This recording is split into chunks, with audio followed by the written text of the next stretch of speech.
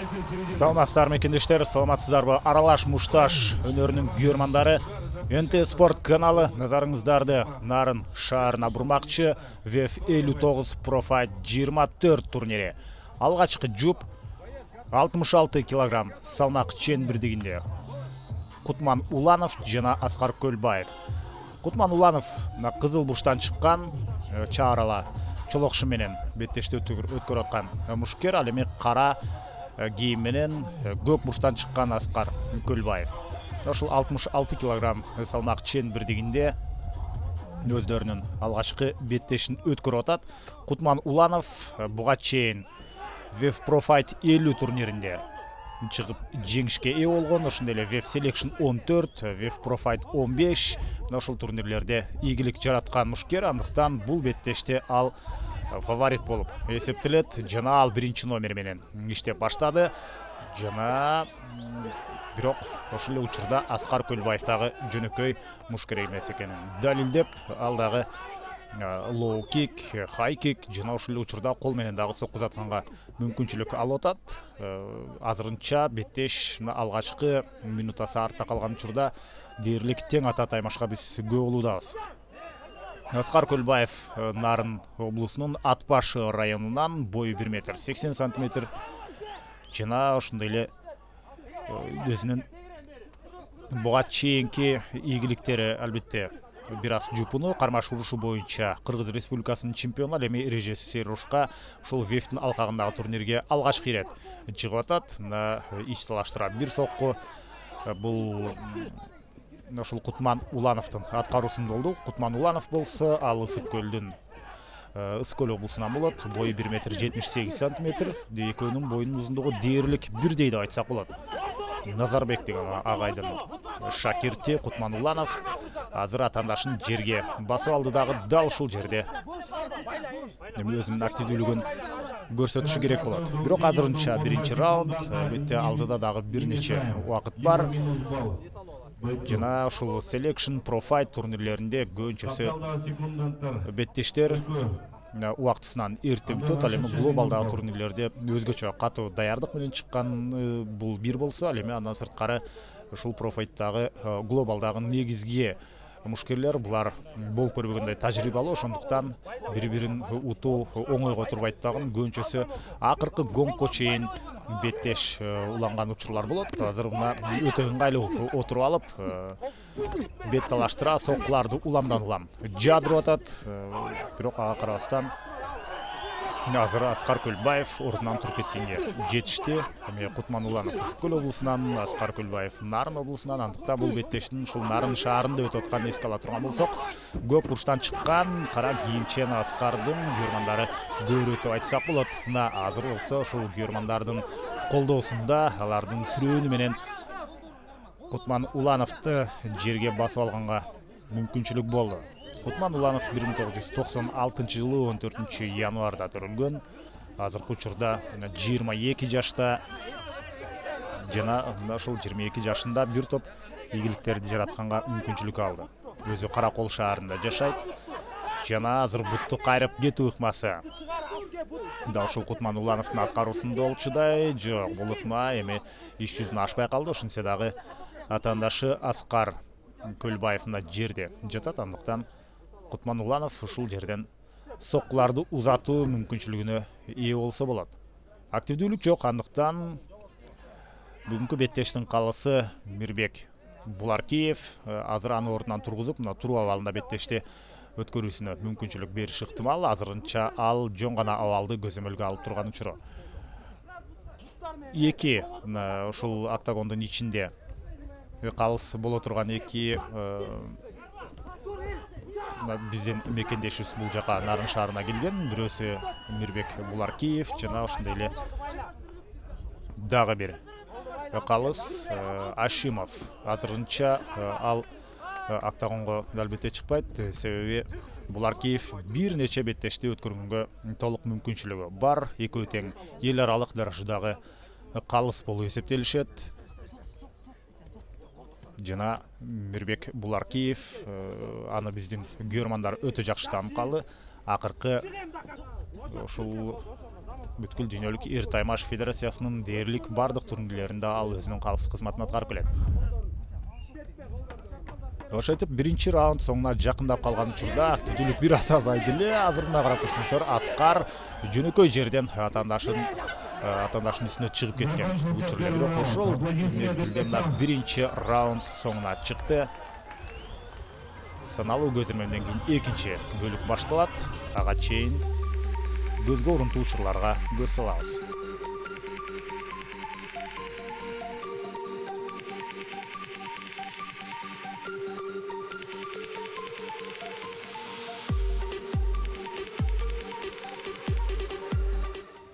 Второй раунд. Экинчи раунд башталып алдында турат. Аскар Көлбаев жана Кутман Улановдун ортосунда. Жана биринчи раундтун алгачкы мүнөттөрүндө өздөрүн өтө активдүү алып жүрдү, бирок экинчи 5 мүнөттүк башталган учурда булар бир аз көбүрөөк биринчи раундда күч сарптап койгондуктан азыр бир аз ылдамдык жайлай түштү. Бирок ошентсе дагы керек учурда эки мушкердин кимиси болбосун жеңишти өз тарабына оодарып кеткенге даяр. Азыр мына жакын турган колу менен жеп сокку деп айтсак болот. Албетте ошол бет талаштыра бир рет сокку сатып алды. Ал бул биринчиден чабуул болсо, экинчиден атаандашты өзүнө жакын алып кирбей, өзүнө ыңгайлуу дистанцияны сактап калганга мүмкүнчүлүк берет. Негизинен биринчи раунд ушинтип башталышы керек эле. Бири-бирин изилдеп, чалгындоо иштерин жүргүзүп, иш жүзүндө андай болгон жок. Чү дегенде эле экөө тең чабуулдан өздөрүнүн бактысын издеп баштаган. Экинчи раунд болсо тескерисинче бир аз булар ушундай бири-бирин байкап туруп, андан кийин гана мына азыркыдай активдүүлүктү баштады. Атаандаштын артына өтүп кеткенге Аскарда мүмкүнчүлүк болду эле, бирок аягында кайрадан эле Кутман Уланов атаандашын жерге басып алганга мүмкүнчүлүк алды. Кутман Уланов атаандашына караганда 3 жашка кичүү. Кутман Уланов 22 жашта болсо, анын атаандашы 25-те. Кайрадан туруп беттешти өткөрүү керек. Жана Мирбек Буларкиев азыр активдүүрөөк кыймыл аракет жасоосун буйрду экөөнө тең. Жана азыр мына 2 сериядан үстү турган соккунун бирөөсү өз максатына жеткендей көрүнгөн. Бирок ошол замат Аскар Көлбаев абалды оңдоп кетүү үчүн атаандашын жерге басып алды эле. Азыр колун кайрып кетиши толук ыктымал. Ыкма дээрлик туура аткарылып жатат. Башын эгеле артка кайрып кетсе, дал ошондой мына эми ушул жерде кол кайрылып, Мирбек Буларкиев ошол замат беттешти токтотту. Мына карап көрүңүздөр, Кутман Уланов ушунчалык өзүнүн жеңишине ыраазы болуп атат. Аларды түшүнүш керек. Атаандашың мекендешиң болгон күндө деле баары бир ушул маңдай тер төгүп, өтө катуу даярдыктан өтүп келип туруп, ушундай жеңишке ээ болуу мындан өткөн бакыт жок болушу керек. Кутман Улановду ишендүү жеңиш менен куттуктайбыз. Азыр расмий чечим. За 2 минуты 25 секунд болевым приемом на руку победу одержал Уланов Кутман. Кутман Уланов ошентип жеңишке ээ болду. Кайрат Мусаев ал баруучу, ал эмнегедир биринчи раундда деп айтып койду. Иш жүзүндө биз сиздер менен чогуу көрүп болдук. Кутман Уланов экинчи раунддун ортолук бөлүгүндө жеңишти өз пайдасына алып кетти. Колун кайраган учурду дагы бир рет көрсөк болот. Ыкма ушунчалык таза аткарылгандыктан бул абалдан Аскар Көлбаев кутулуп чыгып кете алган жок.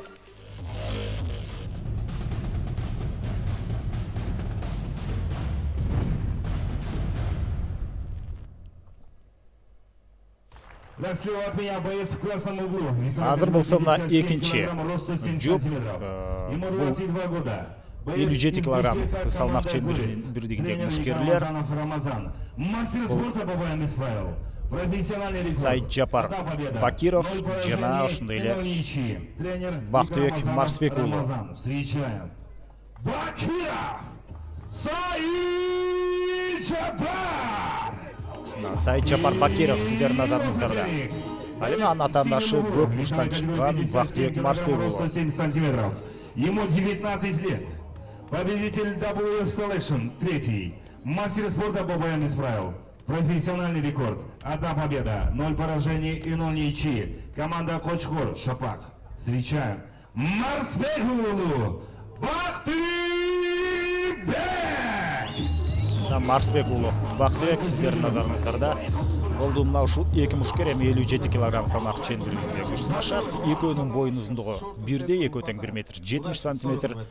Жана кызыл буштан чыккан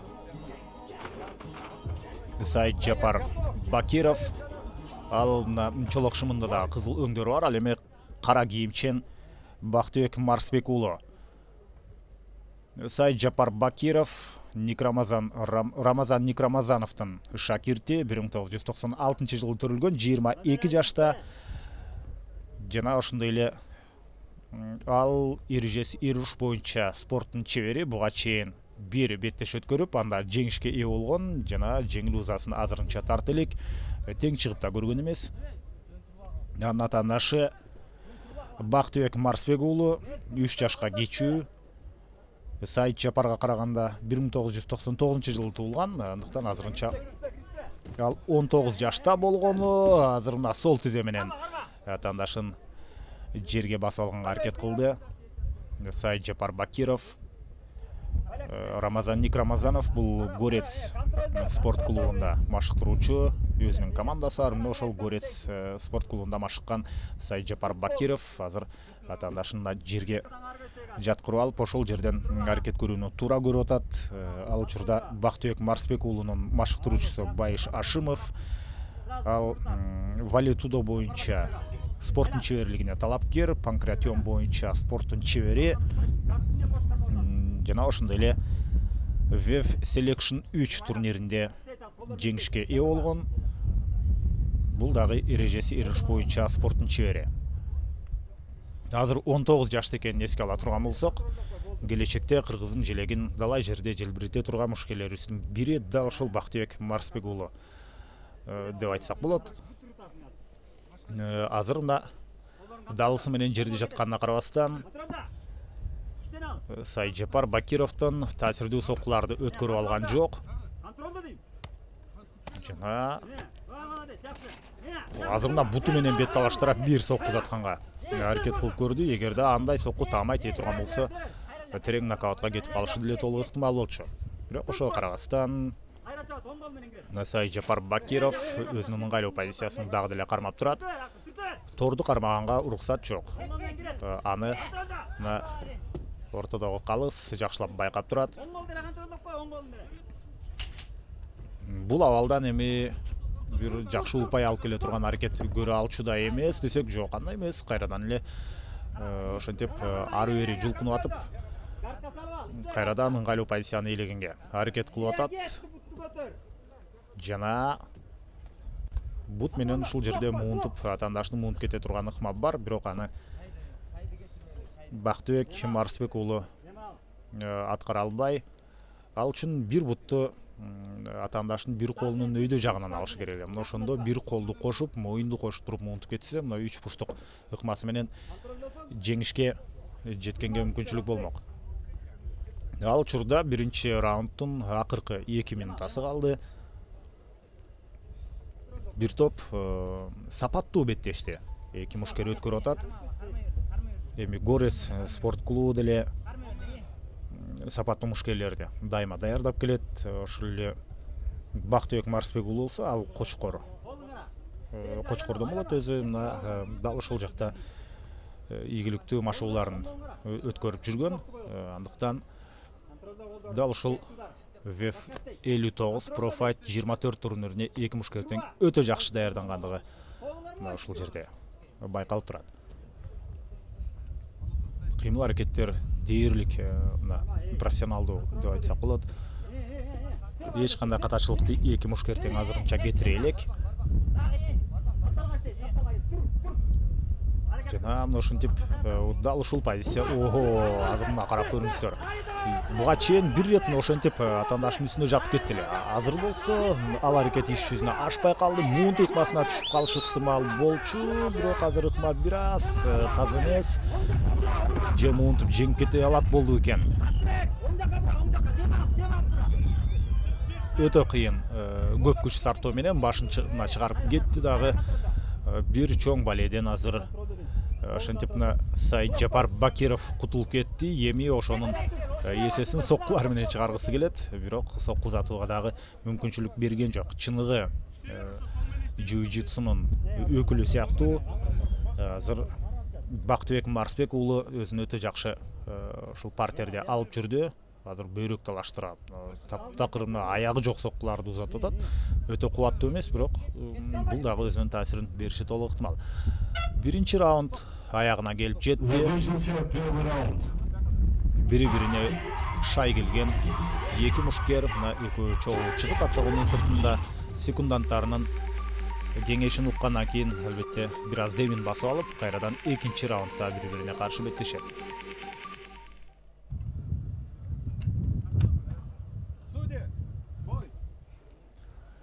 Экинчи раунд башталды. Жана азыр Өмүрбек Буралкиев ушул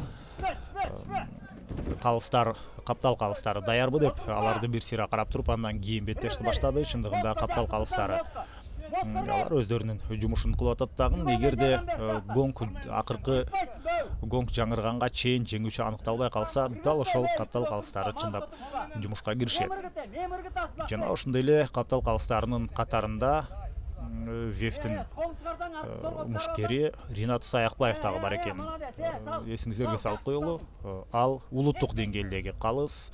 Буга чейинки кайсыл бир турнир так эсте жок. Ошол Вефтин бир селекшн турниру болчу. Ошондо ал калыстык ушул октагондун ичинде калыстык кызматты аткарган учурун деле көргөн элек. Менин оюмча Каркырада болгон турнир эле. Мына ошондо Ринат Саякбаев ортодогу калыстык кызматын дагы аткарган. Азыр ал каптал калыстарынын катарында. Ошондой эле Жакшылык Байтереков бар. Ал дагы улуттук деңгээлдеги калыс. Ошондой эле Адамалы Осмоналиев. Ушул 3 калыс бүгүнкү беттешти каптал жактан тейлеп жаткан учуру. Азыр болсо эки мушкер ушул жерде партерде иштеп аткан учуру. Бири-бирине сокку узатканга азырынча мүмкүнчүлүк жок. Себеби кайрып кетүү, муунтуп жиберүү ыкмалары ишке ашып кетиши толук ыктымал. Ошондуктан эки мушкер тең биринчи кезекте катачылык кетирбөөгө аракет кылып атат. Андан кийин гана чабуулга чыгуу. Биринчи коргонуу, андан кийин гана чабуул. Мына ушул прагматикалуу беттешти биз эки мушкердин аткаруусунда көрүүдөбүз. Сапаттуу жана бир топ интеллигенттүү беттешти өткөрүп атат десек болот. Андыктан бул мушкерлердин алыска барары албетте толугу менен ишке ашы ыктымал. Дал ушундай азыркы учурда эл аралык деңгээлде жаңы гана турнирлерди өткөрүп аткан, беттештерди өткөрүп аткан бул мушкерлер демек алдыңкы эгерде ден соолук болсо албетте бир 10 жыл ичинде өтө чоң дүйнөлүк ири турнирлерде жеңиш алып келет деп ишенсек болот. Баш сөөктү көздөй соккуларды узатууда албетте мына ушул соккулар өтө таасирдүү. Айрыкча мына сол колу, бул жерде Бактыбектин сол колу толугу менен мына коргонууга жарабайт. Ошондуктан анын сол тарабы ачылып калды дагы. Дал ошол жактан Сайытжапар Бакиров бир нече соккуларды узатты. Мындай абалды идеалдуу колдонгон албетте Хабиб Нурмагомедов. Ушинтип атаандашын жерге басып алган учурда анын бир колу сокку узатканга мүмкүнчүлүк берет. Атаандаш болсо дал ошол сокку узата турган жагы ачылып калат.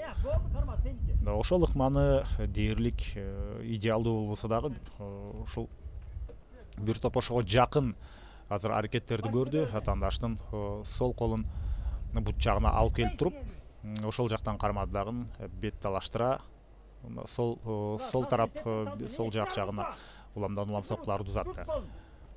Ал мезгілде екінші раундтағы соңына жақындап келе жатады.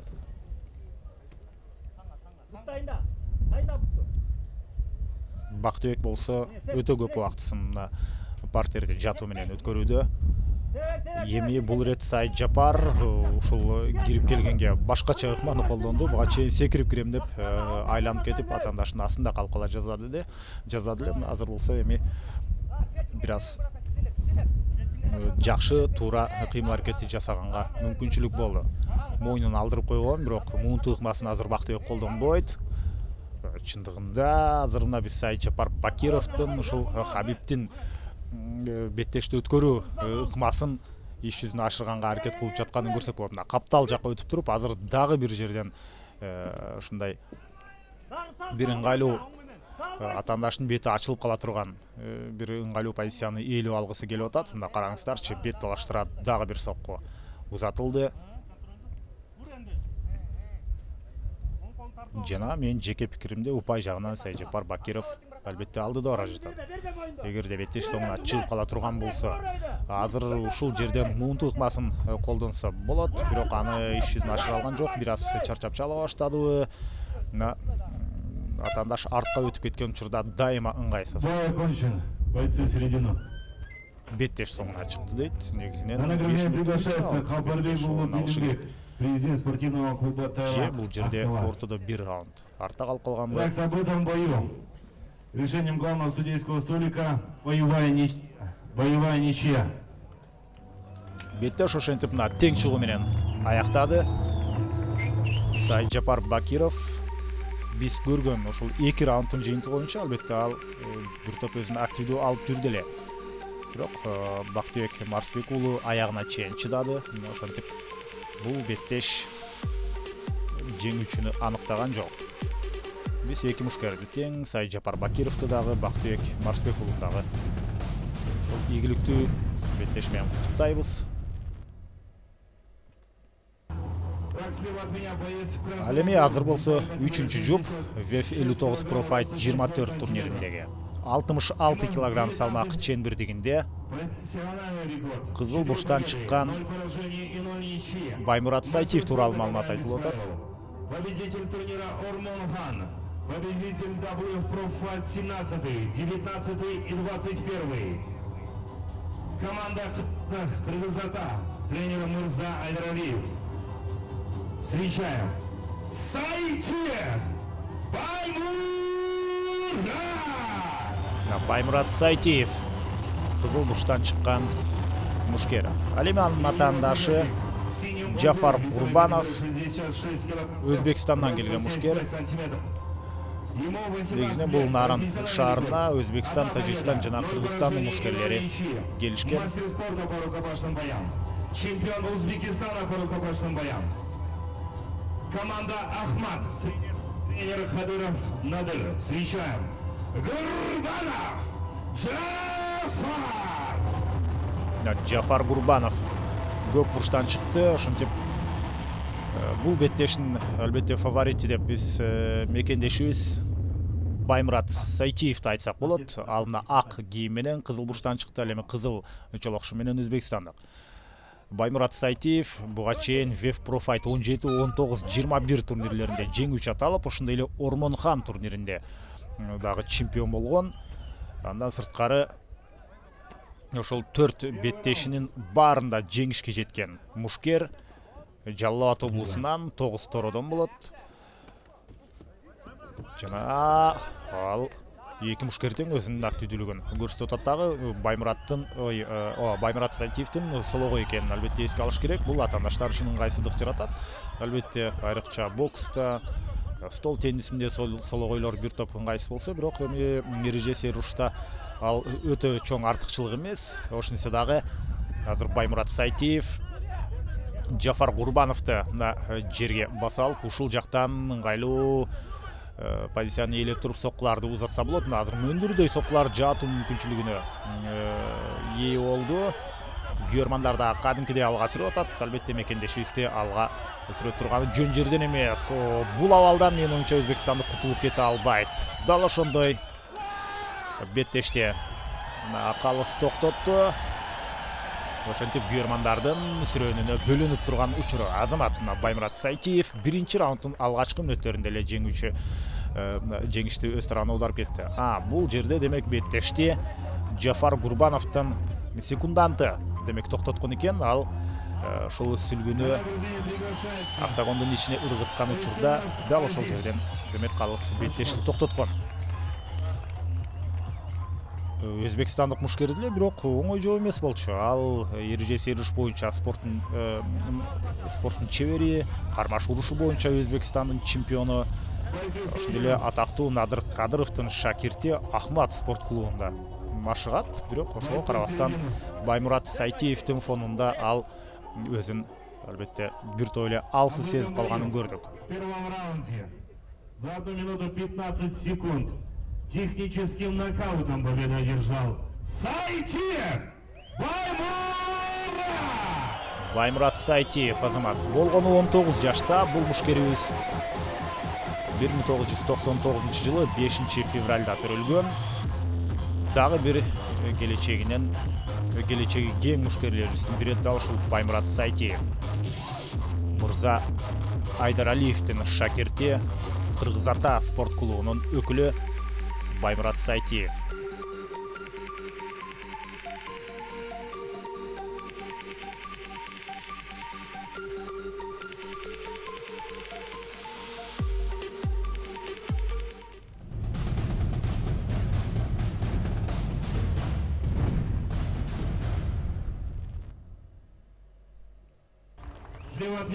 Ошентип көз ачып жумганча биз 4-чү жупка жетип келдик. 66 килограмм салмак ченбирдигиндеги кезектеги жуп. Мастер спорта по боям без правил. Профессиональный рекорд, 1 победа, 0 поражений и 0 ничьи. Команда УВД ОШ. Тренер Буранов Давлан. Встречаем Авазбекулу Алтынбек. Алтынбек деп айтып атат, бирок чындыгында бул Алымбек Авазбекулу. Биздин мекендешибиз. Весовая категория 66 килограмм, рост 183 сантиметра. Мастер спорта по боям без правил. Ему 23 года. Команда Лига. Кочхор. Тренер Аманбаев Шола. Команда Нарын. Профессиональный рекорд. 1 победа, 0 поражений и 0 ничьи. Встречаем Кылычбекову!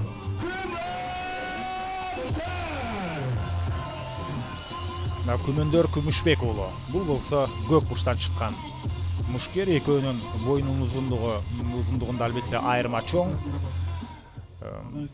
Бул жерде мына Алымбек Авазбек уулу 1 метр 70 сантиметр болсо, ал эми Күмөндөр Кылычбек уулу 1 метр 83 сантиметр. Андыктан 10 сантиметрден көбүрөөк бойдун айырмачылыгы бар, бирок салмак албетте салмак ченбирдиги бирдей.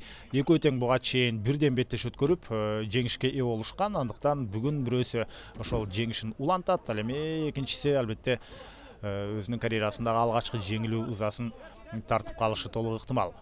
Эгер деле беттеш тең чыгуу менен аяктап калбаса, азыр болсо өзүнүн активдүүлүгүн жүргүзүп аткан бул жерде Алымбек Авазбек уулу болчу. Ошонусу дагы Алымбектин азыр моюну атаандаштын колунда. Күмөндөр Кылычбек уулу муун тыкмасын колдоном деген, бирок ал азыр бир аз өзгөрүп кетти. Ыңгайлуу позицияны Алымбек Авазбек уулу ээлеп турат. Алымбек Авазбек уулу ал жокердик самбо боюнча байгелүү орундун ээси, ошондой эле эреже сериш боюнча спорттун чебери. Азыр атаандаштын артына өтүп алды дагы Алымбек. Ушул жерден Күмөндөр Кылычбек уулун кайрадан жерге басып чыкты. Азыр канчалык мына ошол мүмкүнчүлүктөн пайдаланып соккуз атайын деди эле, бирок Күмөндөр Кылычбек уулу бир жагынан бир топ чапчаң, экинчи жагынан колун кайруу ыкмасы менен утуп кетти. Ал учурда Алымбек Авазбек уулу мынасага ушул жерде мүмкүнчүлүктү толугу менен 100% колдонуп кетти десек болот. Ал эми Күмөндөр Кылычбек уулу өзү деле толук түшүнбөй калды. Окшойт эмне болуп кеткенин. Ошол Аманбаевдин шакирти, атактуу Лига спорт клубунда өзүнүн машыгууларын өткөрүп келген. Канчалык азыр мына жер муштап атканы жөн жерден эмес. Анткени Күмөндөр Кылычбек уулу бүгүнкү беттеште жеңишке жетем деген дымак менен чыккан. Иш жүзүн ашпай калды, бирок жеңүүнү да билиш керек. Бул албетте кийинки карьерасында ийгиликтерди жаратууга фундамент болуп берет деп айтсак болот. Победу одержал Алазбек уулу Алтынбек. Дагы деле Алтынбекти айтып атат. Алымбек Алазбек уулу ошентип жеңишти өз тарабына аударып кетти. 25 жаштагы тажрыйбалуу мушкерлерибиздин бири Алымбек Алазбек уулу атаандашын кан тутканын азыр жайлатылган тасмадан көрүп алсак болот.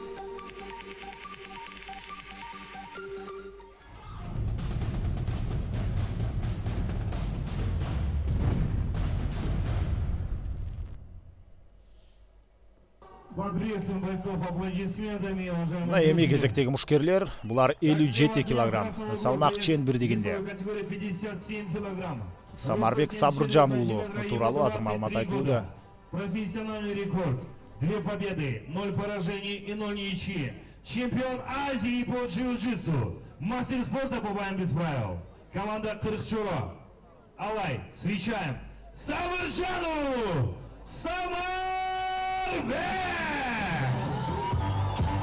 Самарбек Сабыржан уулу джиу-джитсунун өкүлү, ал эми анын атаандашы Акылбек Сүйүнбек уулу. Категория 57 килограмм, росту 60 сантиметров. Ему 23 года. Профессиональный рекорд.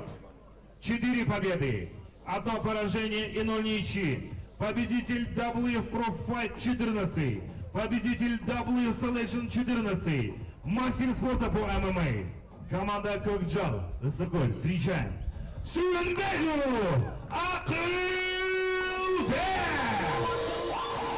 Акылбек Сүйүнбек уулу ал Самарбекке караганда бою 14 сантиметрге кичүү. Салмак чен бирдиктери бирдей, жана ошондой эле экөө тең 23 жашта 1994-жылы төрөлүшкөн. Көкжал спорт клубунда Акылбек машыгып келет, Ысык Көл облусу. Ал эми Самарбек болсо ал Кырыкчоро спорт клубунан буга чейинки 2 жеңиши бар ушул эл аралык даражада. Албетте ал джиу-джитсуда турнирлерге дайым чыгып жүрөт. Ал эми эрежеси эр уруштагы көрсөткүчү дал ошондой түз эле атаандашын көтөрүп баштады эле. Бирок Акылбек азыр муунту ыкмасын колдонуп атат. Торду кармады, торду кармаганга албетте уруксат берилбейт. Жана өтө кооптуу ал беттеш аягына чыгып калышы толук ыктымал. Ыкмат таза так аткарылып кетти. Эртерээк бошотуш керек.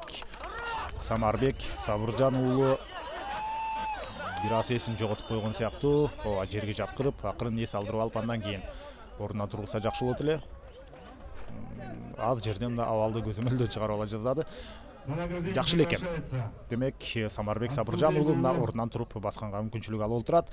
Демек, анын ден соолугу ордунда. Акылбек Сүйүнбек уулу болсо азамат мына ушул бир мүмкүнчүлүк пайда болду эле. Ошол замат аны иш жүзүнө ашырып, муунту ыкмасы менен жеңишке ээ болуп кетти.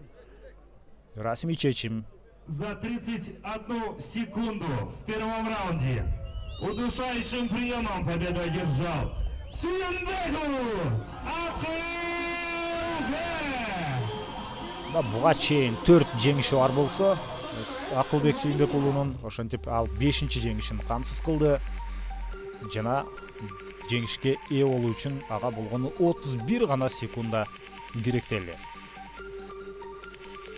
Ушул жерде дагы бир нече секунд калыс кечиге турган болсо, Самарбек Сабыржан уулу уктап калышы толук ыктымал болчу.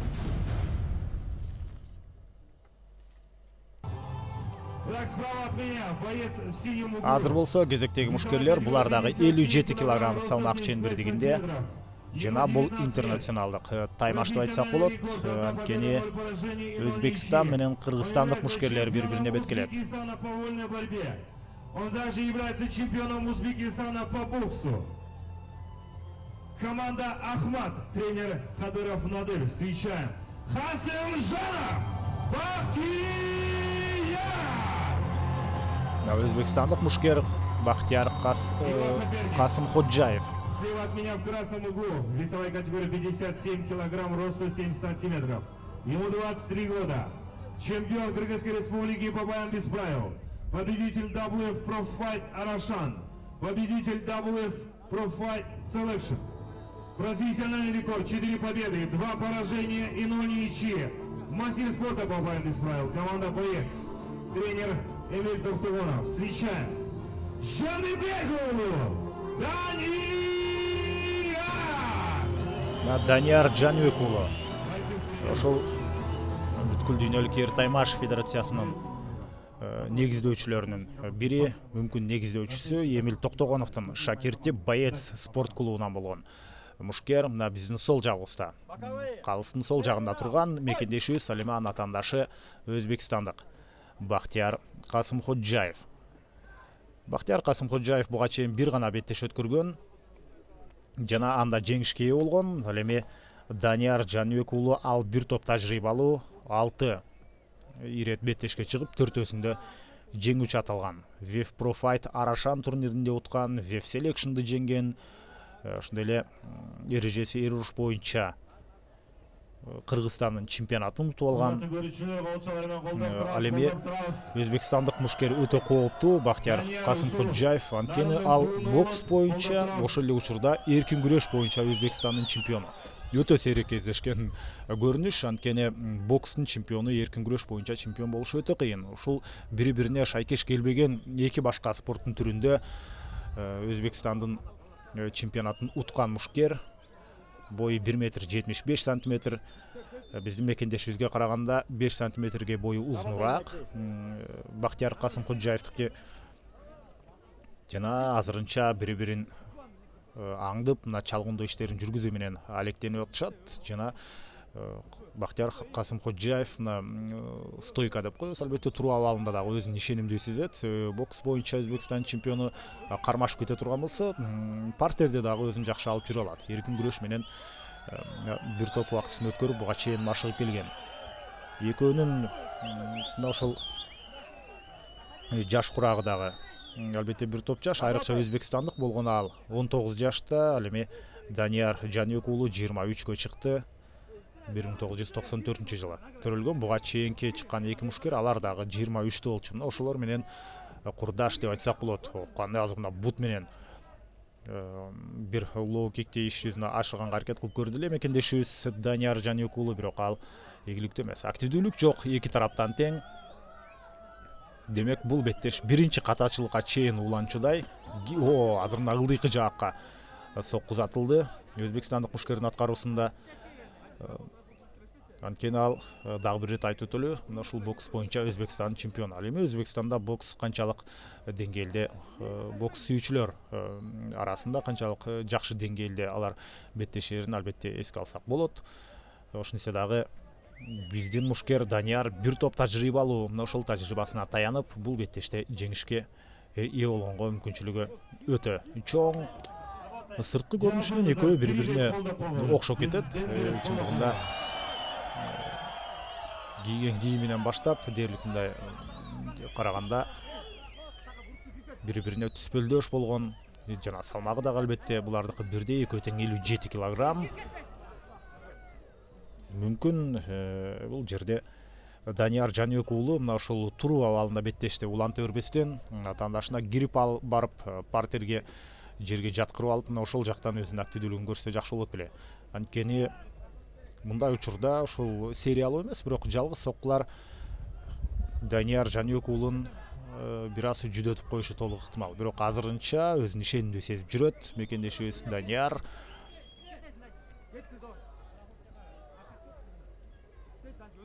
Жана акырын артка чегинип туруп, каршы эпкинден Өзбекстандык Даниярды мына каршы эпкинден кармагысы келип атат.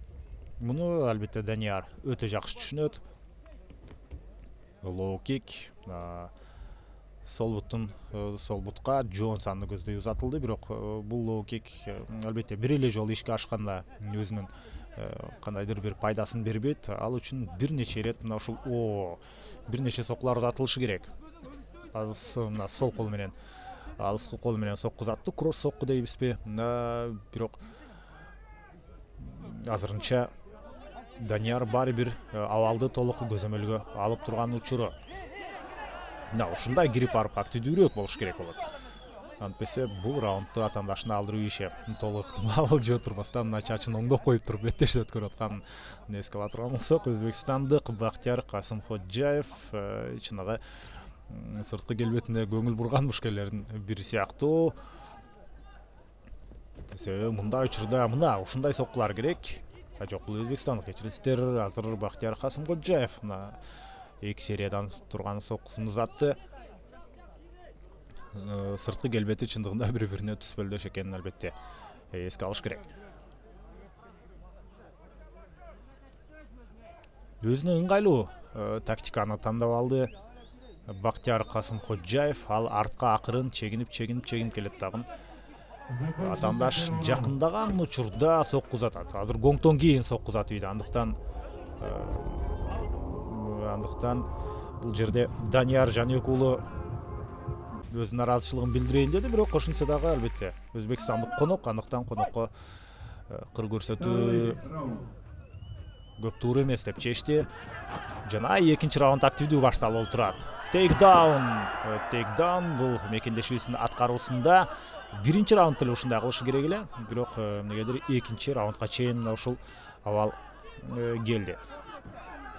Азыр болсо мына өзбекстандык далысы менен жерде жана бул ыкма таң калыштуу ыкма. Мына ушул ыкмаларды албетте булар машыгууларда өтө көп кайталап автоматтык түрдө ишке аша тургандай кылып аракеттенишет. Азыр муунт ыкмасы колдонулуп атат. Бул абалдан чыгып кете алат болду экен. Чыга албайт го дейм менин оюмча. Беттеш аягына чыгып калды. Калыс эртерээк токтотуш керек. Уктап калганга аз калды. Данияр Жаниёк уулу жакшы эле болду экен. Азыр бир нече секунддан кийин албетте билинет. Калыстардын деле жумушу оңой эмес. Анткени эрте токтотуп койсо мушкерлер наразы болот. Эмне үчүн эрте токтоттуң деп, ал эми кеч токтотсо түздөн түз мушкерлердин ден соолугуна таасир берип калышы ыктымал. Данияр Жаниёк уулу мына ордунан турду.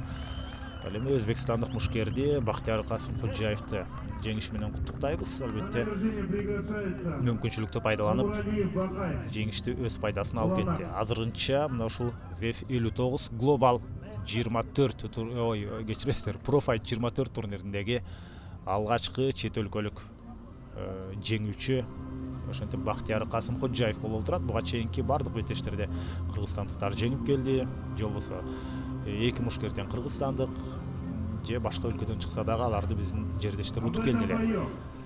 Расмий чечим. За 47 секунд удушающим приемом победу одержал Касымжанов Бактияр. Бактияр Касымжанов ушинтип жеңишке ээ болду. Дагы бир ирет аны жеңиш менен куттуктайбыз. Ал эми Данияр Жаниёк уулуна кийинки беттештерде ийгилик кааламакчыбыз. Буюрса Даниярдын ийгиликтери алдыда жакшылап машыгууларды өткөрүп, ишенимдүү беттештерди иш жүзүнө ашыра турган болсо, талай ирет бизди кыргызстандыктарды кубандырат.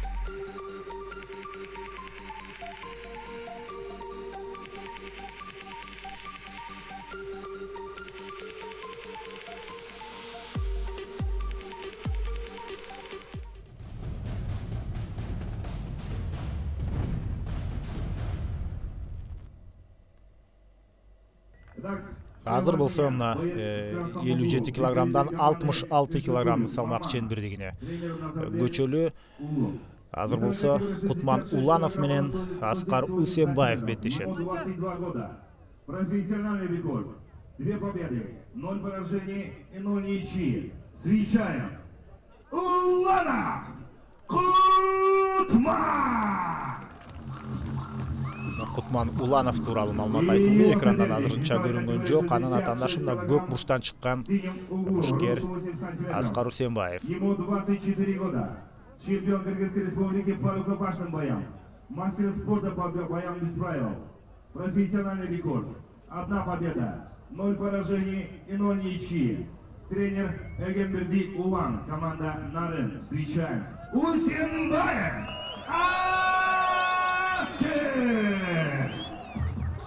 Бойцы в середину. Аскар Усенбаев 24 жашта, 1993 жылы төрөлгөн.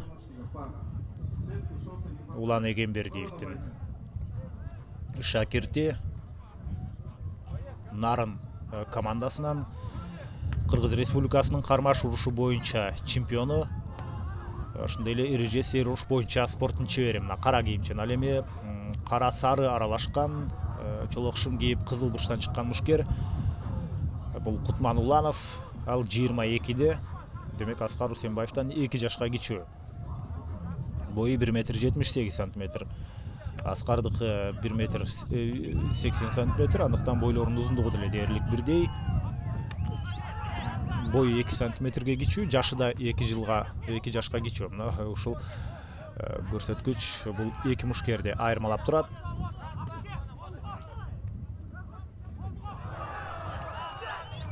Жана Назарбек Туагайдын шакирти Кутман Уланов. Ал атаандашынан бир топ сокку жеп аткандай азырынча, ошондуктан чегинип мына 2 номер менен иштегенге аргасы болуп атат. Бирок бул албетте алгачкы минутта дагы эле көрүнүш. Мындан ары абал кандай болуп кетерин такайтуу таптакыр белгисиз. Экөө тең бири-бирине кирип барып партерде беттешти өткөрбөстөн мына ушул туруу абалында сокку узатып күйөрмандардын бир мына ушул кычуусун кандыра тургандай беттешти өткөрчүдөй. Анткени күйөрмандарга дал ушундай туруп бири-бирине сокку узатып беттешти өткөргөн бир топ көзгө толумдуураак, аларга кызыктуураак деп айтсак болот. Ал учурда тизе менен бир нече ирет сокку узатканга аракеттер көрүлдү. Ушунчалык бири-бирине жакын келсе дагы ушул партерде беттешти өткөргөнгө аракет кылган жок эле, бирок ушул жерден азыр Аскар Усенбаев өзү чалынып жыгылгандай таасир калтырды. Мына ошондон пайдаланып Кутман Уланов азыр Кутман Уланов болсо ушул жерден мүмкүнчүлүктү пайдалануучудай эмес, азырынча жөн гана аракетсиз турат. Андан ашыкча минус балл дейт Кайрат Мусаев. Демек ушул секундантардын саны көбөйүп кетти окшойт. Албетте ар бир раунд бүткөндөн кийин ортосунда тыныгуу бар дагы, ошол учурда 2ден көп секундант ал жерде болбошу керек. Сериялуу соккулар иш жүзүнө аша баштады. Жок, азырынча колу менен жакшы тосуп турат. Ошонусу дагы бул соккулардын бирөөсү болбосо бирөөсү өзүнүн максатына жетип кетиши толук ыктымал. Кутман Уланов бир топ активдүүрөөк болду. Азыр мына ылдыйдан өйдө көздөй сокку. 2 мушкерге тең ушундай жерде жатып алып беттешти өткөрүү жаккан жок. Бирок азыр болсо Аскар Усенбаев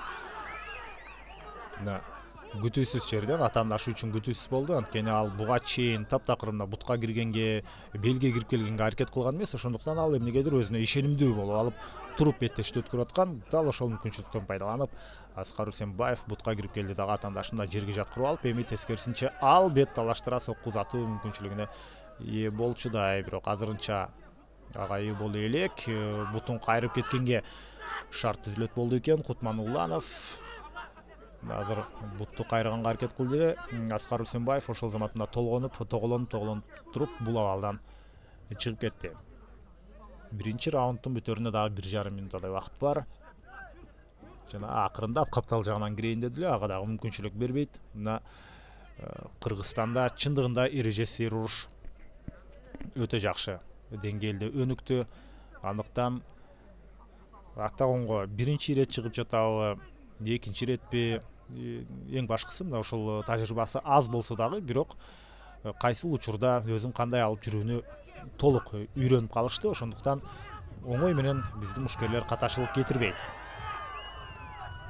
Кутман Уланов буга чейин 2 ирет октагонго чыгып, экөөсүндө жеңишке ээ болгон. Аскар Усенбаев болсо бир жолу чыгып, ошол бир жеңишке ээ болгон. Азыр колун кайрыганга жок, мүмкүнчүлүк болгон жок. Биринчи раунд соңуна жакындап келе жатат. Жана эки мушкер тең бир аз чарчап чалыга түштү окшойт. Бул бир вариант болсо, экинчиси чындыгында булар ошол октагондо башында көп партерде жатканга көп аракет кылышкан эмес болчу. Ошондуктан дал ушундай учурда алар көп деле упай чогултушкан жок. Мына бир караса бети ачык эле тургандай, бирок сокку узатканга мүмкүнчүлүк жок. акыркы секундалар жана гонг жаңырыш керек. Мына ушул жерден Закончился первый раунд. Аплодисменты певцам. Биринчи раунд соңуна чыкты. Эки мушкер тең өздөрүн өтө татыктуу алып жүрүштү октогондо. Азыр биринчи раундтагы көзгө урунтуу учурлар.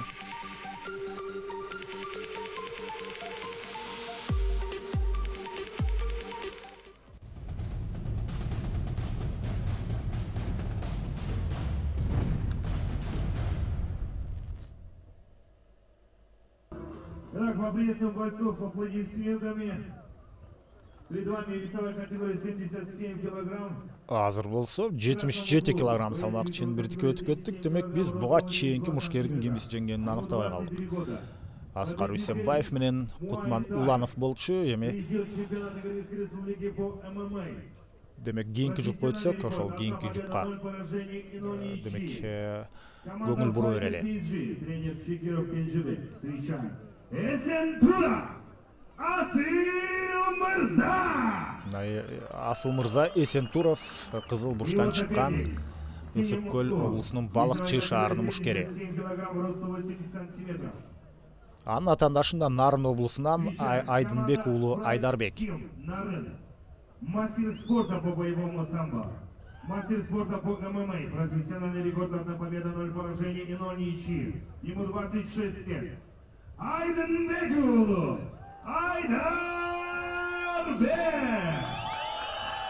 Айдарбек Айдынбек уулунун күйөрмандары көбүрөөк, анткени бул Нарын облусунан, андыктан беттеш албетте бул турнир Нарын шаарында өтүп атканын эсиңиздерге салалы. VF 59 Profight 24 турнири Кызыл бурчтан чыккан ак чолокшум менен бул Асыл Мырза Эсентуров. Ал эми кара кийимчен Айдарбек Айдынбек уулу. Булардын салмак чембирдиги 77, андыктан бир топ олбурлуу мушкерлер. Экөөнүн бою тең. Боюнун узундугу 1.80ден өйдө. Жатагыраак Айдарбек бою 1,80 м, ал эми Асыл Мырзанын бою 1,82 м. Экөөнүн жаш курагында да айырмачылык бар. Асыл Мырза 23-тө, ал 1994-жылы төрөлгөн. Ал эми Айдарбек Айдынбек уулу 1991-жылы туулган, 26-да. Айдынбек кеме тажрыйбалуураак, бирок ушул аралаш мушташ өнөрүндө же болбосо эрежеси эр уруштагы көрсөткүчтөрү бирдей. Экөө тең буга чейин бир ирет октогонго чыгып, ошол бир ирет экөө тең жеңиште камсыз кылышкан. Азыр мына бет талаштыра узатылган сокку Асыл Мырзанын аткаруусунда өз максатына жеткен жок. Асыл Мырза Эсентуров ал муайтай боюнча чемпион.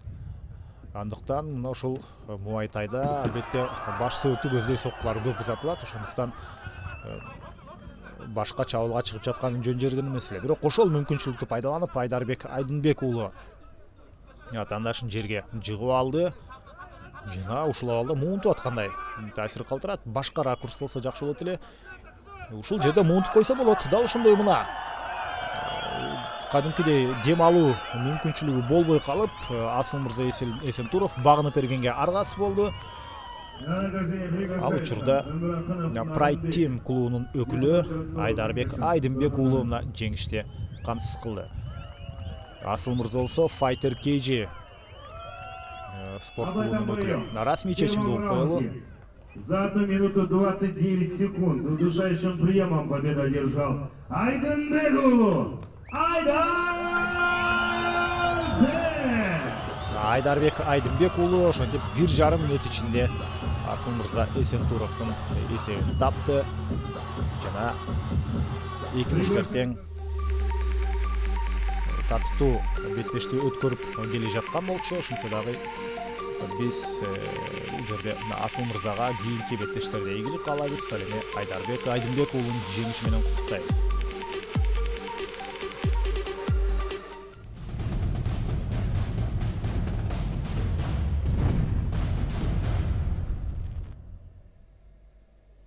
Как слева от меня, боец в красном углу, весовой категории 66 килограмм. Азыр болсо кайрадан 66 килограмм салмак ченбирдигине келебиз.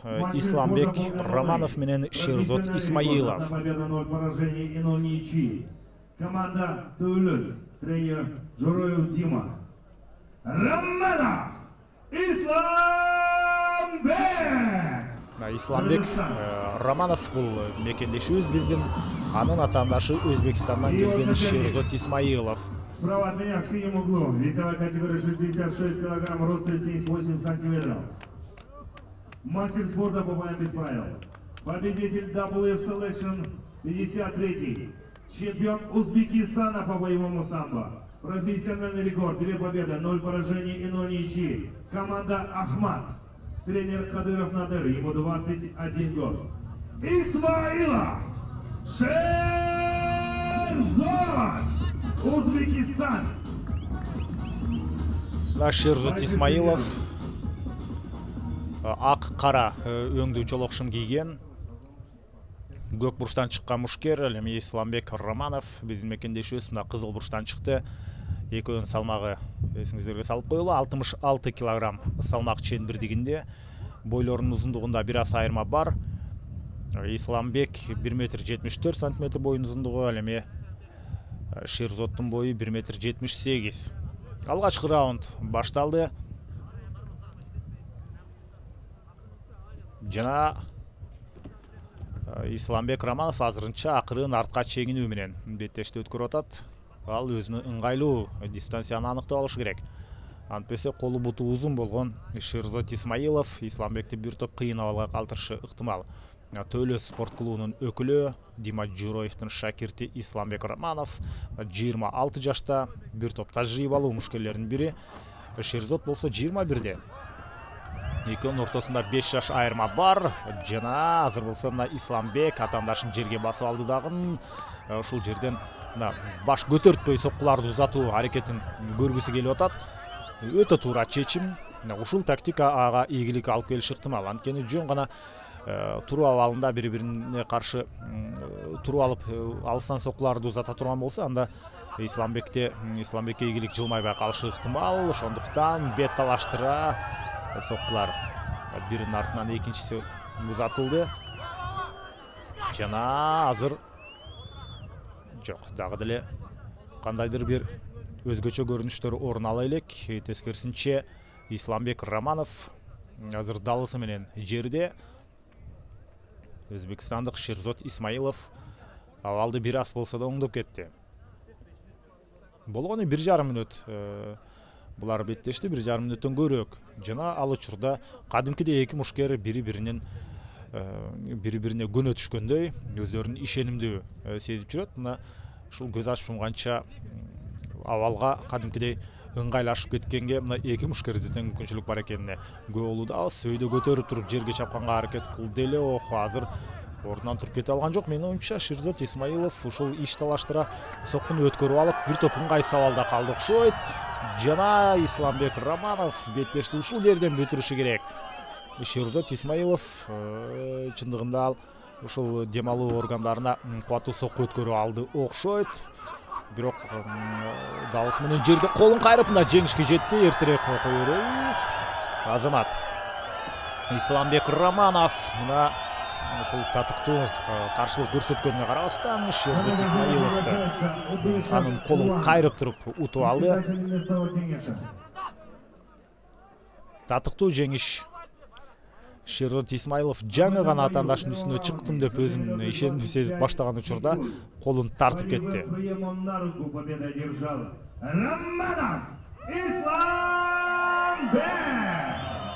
Исламбек Романов биздин жердешибиз, мекендешибиз, эреже серуш боюнча спорттун чебери. Ошентип өзүнүн карьерасындагы экинчи жеңишин камсыз кылды. Куттуктайбыз чын дилден Азамат. Жана келечекте дагы ушундай талай ирет Кыргызстандын желегин желбиретет деген ниетибиз бар, тилегибиз бар.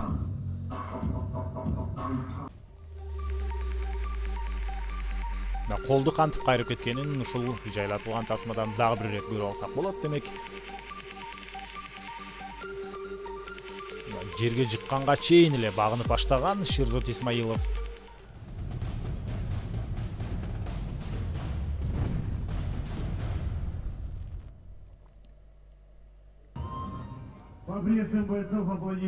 Эми кезектеги жүк 61 килограмм салмак чембердигинде Нурмамат Саматов менен Манас Таштанбеков.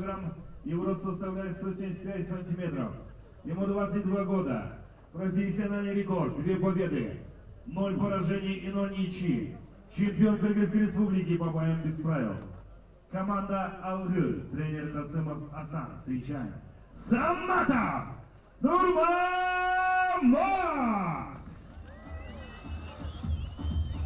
Его соперник в синем углу. Весовая категория 61 килограмм, рост 173 сантиметра. Ему 22 года. Профессиональный рекорд. 1 победа, 0 поражений и 0 ничьи. Мастер спорта по боям без правил. Команда Лига. Тренер Арапбайұлы Түгел. Встречаем. Таштанбеков Манас! Манас Таштанбеков көк бурчтан чыкты, ал эми кызыл бурчтан Нурмамат Саматовга бисинагөө болдук. Жана ошондой эле стандарттык эрежелер тууралуу азыр кыскача маалымат Мирбек Буларкиев тараптан ошентип алгачкы раунд башталуу алдында турат. Бул бүгүнкү күндө сиздерге сунуштала турган акыркы беттеш, ал эми кийинки жарым бөлүктү эртең сиздерге сунуштайбыз. Лоу кик чү дегенде эле ушул жерде Нурмамат Саматовдун аткаруусунда болду. Ал ушинтип жерге кулап калганына карабастан, бирок кайрадан ордунан туруп кеткенге мүмкүнчүлүк алды. Өтө шамдагай мушкерлердин бири деп айтсак болот.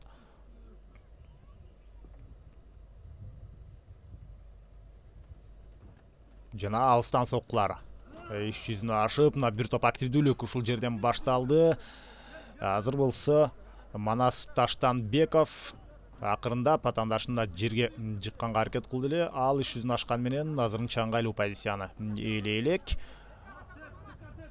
Жана торго өтө жакын атайын алып барып жаткан жөн жерден эмес, ушул кыймыл аракет жасаганга кандайдыр бир кенен аймакты калтырбай, ушул бурчка жакын беттеште өткөрүү аракетин көрүп атат.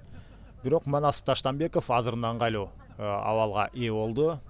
Кырдаал албетте ага ийгилик алып келе тургандай абалда турат. Болгону Нурмамат Саматов ушунда атаандашын өзүнө жакын алып кармоо менен гана бул абалдан кутулбаса, башка мүмкүнчүлүк болбой калышы толук ыктымал. Жана колун кайрып кетти, беттеш токтоду. Ушундай көз ачып жумганча Манас Таштанбеков ошентип бул беттеште ийгилик жаратып кетти. Түгөл Арапбай уулунун шакирти, Лига спорт клубунун өкүлү. Лига спорт клубу албетте Кыргызстанда белгилүү клубтардын бири. Расмий чечимди угуп коелу. 37 секунд болевым приемом на руку победу одержал Таштанбеков Манас! 22 жаштагы Манас Таштанбеков бул бүгүнкү беттештеги эң акыркы жупта ошентип ийгилик жаратты. Эсиңиздерге салып коелу, бул VF 59 Profight 24 турнири. Сиздер менен коштошо турган убакытка келип жеттик. Кызматыңыздарда мен Эркин Абдуллаев болдум. Экинчи жарым бөлүктөн жолукканча саламат болуңуздар.